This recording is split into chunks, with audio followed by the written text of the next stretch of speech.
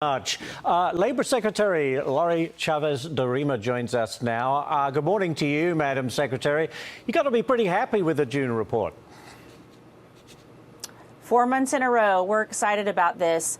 I think what we're hearing on the ground is Americans aren't tired of winning yet. We're going to continue down this road under the leadership of President Trump. He knows what he's doing. He's negotiated with, other countries. The tariff talks are working, and we're seeing it on the ground, and the numbers are proving to be just that, good for the American worker. I wanted to pick up on something that Edward just reported then. He said that, look, nearly half the jobs added were government jobs at the state and local level. Is that something to be concerned about? Well, that's something that we kind of touched on over the last few months, that closest to the people is best when we're talking about government jobs. We've reduced the federal jobs, and I'm not concerned at all. We're seeing the private sector tick up as well. That's been holding steady. This is a good jobs report, and it's positive, again, on the ground and for the American economy. I also want to pick up on a story in the New York Times that reported that factories are having trouble filling 400,000 open jobs right now.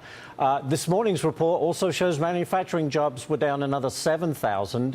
Why do you think that is, and how do you solve it? Well, that's been the focus of President Trump through the executive order. 1 million active apprentices across this country. I have been on the ground over the last 2 weeks talking to many of the American employers, many American workers on what's important to them. It's just that quarter turn, as I've mentioned, in upskilling and reskilling to make sure that we can focus on that. It's going to take some time. There's no doubt in my mind, but we're hearing on the ground the positivity, the certainty that this is all working for the American worker. I couldn't be more proud to be on the ground and talking to these businesses. We're seeing the change, the sea change, and we'll lean into this executive order and get those apprentices ready to go for the president so those manufacturing jobs do continue to move forward in a positive light. One issue that we know is bugging the president daily, if not hourly, all the time, is higher interest rates.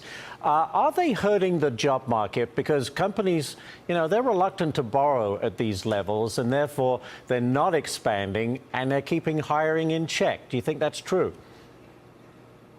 Well, capital outlays are important, certainly, to these business owners. The president, again, you just heard from Secretary Bessent in Treasury. I'm sure they're going to take another hard look at the feds to determine whether or not they're going to insist on lowering that interest rate so people can invest. It's that certainty that businesses need in order to make that capital improvement, those capital investments to their companies. I was just in Indiana. A 3-year-old company, 1,200 employees, the RV capital of the world, they're making those investments. They want to continue that job growth. So we're looking forward to that. I can tell you my colleagues on the Hill, my former colleagues, they should have some certainty today with this jobs report to get that bill across the finish line.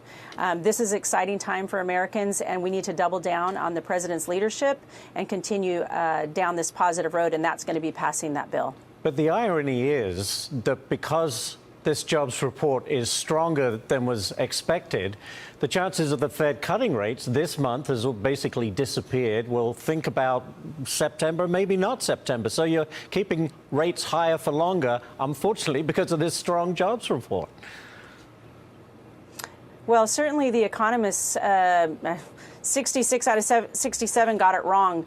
Americans are not buying what the media is telling them. They are seeing what's on the ground. They're seeing those investments. They believe in each other. They believe in their communities, and we're going to continue to lean in for that. And the president will take the charge on these Fed rates and see exactly where we need to be. Very good. We'll leave it there. Madam Secretary, thank you so much for joining us this morning.